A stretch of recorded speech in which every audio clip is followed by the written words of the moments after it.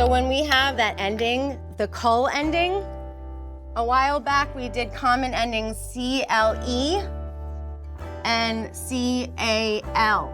Remember the difference between these two endings. When do we use CLE and when do we use CAL? What's the difference between the two?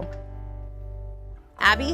CLE you use with nouns, and then CAL you use with describing words or adjectives. Yeah, right. So for example, bicycle is a thing, right? CLE. Tropical describes a noun. CAL. Sound the same, spelled differently.